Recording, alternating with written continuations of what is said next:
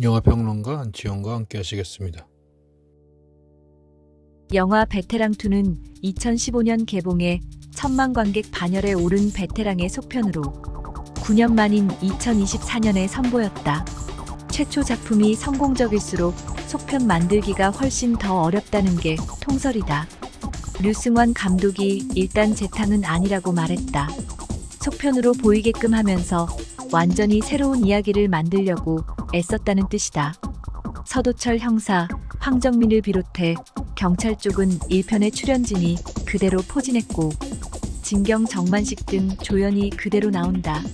중요한 변화는 1편의 조태호, 유아인을 대체한 새로운 빌런 정혜인의 투입이다. 유아인에서 정혜인으로의 대체가 1편과 2편을 구분하는 잣대가 됐다. 경찰 내부의 이야기 비중이 높아진 것 또한 2편에서 달라진 점이다. 정의란 무엇인가? 1편과 2편 모두 정의의 문제를 다룬다. 당연히 다루는 내용이 다르다. 1편이 정의의 실현에 초점을 맞추었다면 2편은 정의 실현의 방법론을 조명한다. 1편은 직진 스타일 형사가 거하게 맞짱 떠 단순하고 시원하게 정의를 실현한다. 오만하고 부패한 재벌 3세를 상대로 서도철이 남들이 보기에 감당할 수 없는 싸움을 벌여 가오를 세우는 과정이 큰 얼개다. 서도철은 불법과 탈법을 일삼는 자본 권력의 횡포를 법의 테두리를 최대한 확장하며 응징한다. 현실에서 불가능한 정의 실현이 영화에서 일개 형사에 의해 일어났고 그 과정에서 재벌의 민낯을 까발려 관객이 열광했다. 아무튼 정의가 결국 승리했다. 2편에서도 정의가 실현된다. 1편에서는 정의 실현이 대단원이지만 2편에선 정의 실현이 기본값이다. 정의는 시종일관 실현된다. 영화는 정의 실현 자체가 아니라 사법 권력이 제대로 해내지 못한 정의 실현을 사적 제재로 이루어도 좋은가를 묻는다. 사법 시스템에 관한 오래된 질문이다. 1편이 사회학에 기반했다면 2편은 윤리학이다. 2편의 빌런을 응징하는 정의로운 빌런 해치이다. 정의로운 악당이란 표현이 형용 모순이지만 만일 해치가 현실에 나타나 같은 일을 한다면 영화와 마찬가지로 시민들이 대체로 그의 행위를 적극 지지하며 열광할 것이다. 해치는 흔히 자경단으로 번역하는 비질란테의 전형이다. 자경단은 우리나라에서 경찰을 자발적으로 보조의 치안을 유지하는 민간인이나 민간인 집단을 뜻하기에 비질란테와 다르다. 비질란테는 직접 경찰의 역할을 맡아 사적으로 실행한다. 비질란테의 연원이 자경단에 있다고는 할 수 있다. 사법체계의 빈틈에서 생긴 억울함을 비질란테 해치가 해소한다. 조태호 같은 거악 대신 제대로 처벌되지 않은 여러 유형의 범죄가 제시되고 비질란테가 연이어 해결한다. 해결 방법이 이에는 이로 대표되는 동태복수법이어서 극중 빌질란테는 연쇄살인범이 될 수밖에 없다. 연쇄살인범은 형법상 당연히 극악한 범죄여서 경찰인 서도철이 범인을 잡아야 하는 처지에 놓인다. 딜레마. 1편에서 죄짓고 살지 말라는 말을 입에 달고 사는 형사 서도철이 악의 화신이라고 할 조태호를 붙잡는 데에 어려움만 있지 어떠한 고민도 없었다. 반면 2편에서 서도철은 악을 응징하는 악을 체포해야 하는 도덕적 딜레마에 놓인다. 형법상 드러난 악행의 수준으로 보면 2편이 훨씬 더 중하지만 악행의 목적을 잣대로 하면 1편이 비교를 불허할 정도로 사악하다. 1편에서 서도철이 상대한 적은 오만하고 무자비하며 자신의 권력과 재력을 이용해 법을 무시하는 전형적인 악한이다. 게다가 이 재벌 3세는 자신의 행위에 아무런 죄책감을 느끼지 않으며 오로지 자신의 쾌락과 만족, 이익을 위해 약한 사람을 억압하고 착취한다. 동정할 일말의 여지조차 없는 절대 악의 캐릭터에 스크린 안과 밖의 시민, 일부 정의로운 형사들은 분노하고 따라서 서도철의 단죄에 박수를 보낸다. 2편의 악한에 대해서는 복잡하고 엇갈린 심경이 노출된다. 해치는 법의 한계를 넘어서 있는 법으로는 처벌할 수 없는 자들을 직접 응징하여 국민의 법감정을 만족시킨다. 이 법감정에는 말 그대로 법에 대한 감정과 함께 정의 실현 욕구가 담겼다. 극 중에서 시민들이 해치에 열광한 이유는 그가 실종된 사회의 정의를 바로잡았기 때문이다.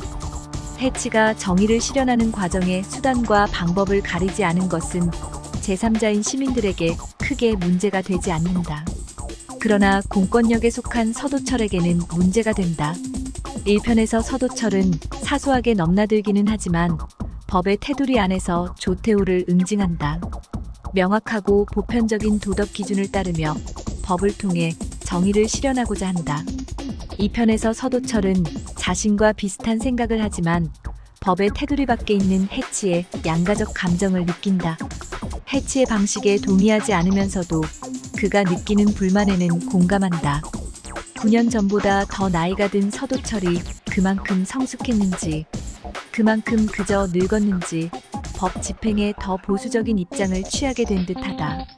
감정은 비질란테와 비슷한 양태로 표출하지만 극중 대사에서 드러나듯 대상이 누구이든 사람을 죽이는 건 죄라는 원론을 고수한다.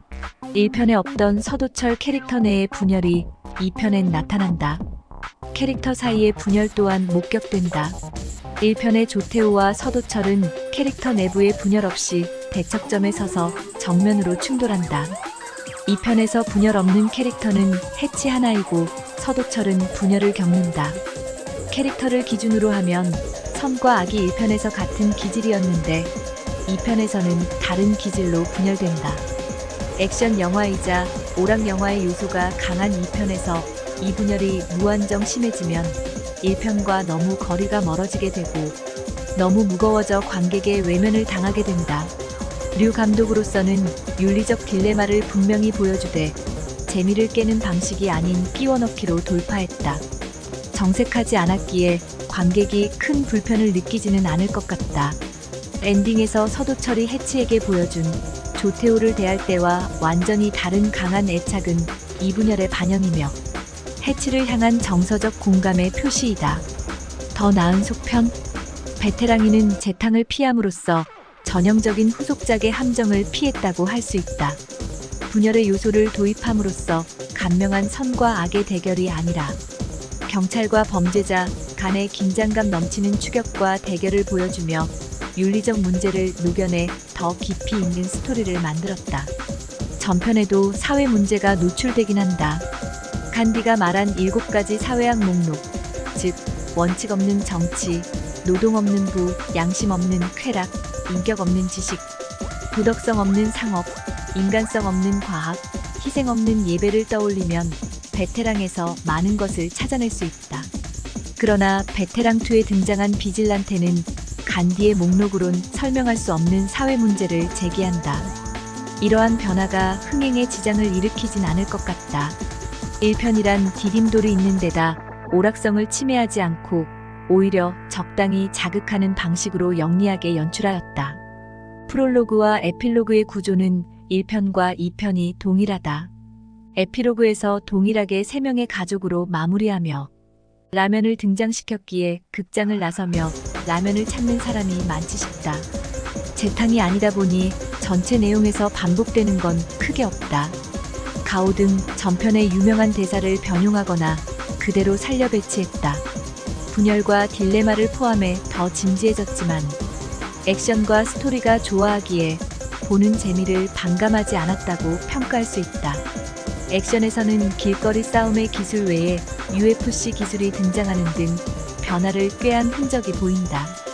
이종격 투기 기술은 극 전개의 주요한 단서가 된다. 프롤로그를 수직화한 것도 일종의 변용. 전편은 수평적이었다. 계단과 옥상 등의 액션 장면에서 더욱 세련된 카메라 움직임을 볼 수 있다. 시각적 쾌감을 극대화하고자 한 노력이 엿보였다. 속도와 긴장을 고조하는 전개 속에 잊을만하면 유머를 배치한 것 또한 장점이다. 윤리학. 베테랑이는 전편과 달리 전통적인 영웅 서사에서 한 발 물러서 있다. 전편은 명확한 선악의 대립구도 속에서 주인공이 승리하는 구조를 따랐다. 속편에서는 살펴보았듯 대립이 있지만 분명한 선악의 대립이라고 보기 힘들고 승리 또한 유보적이다.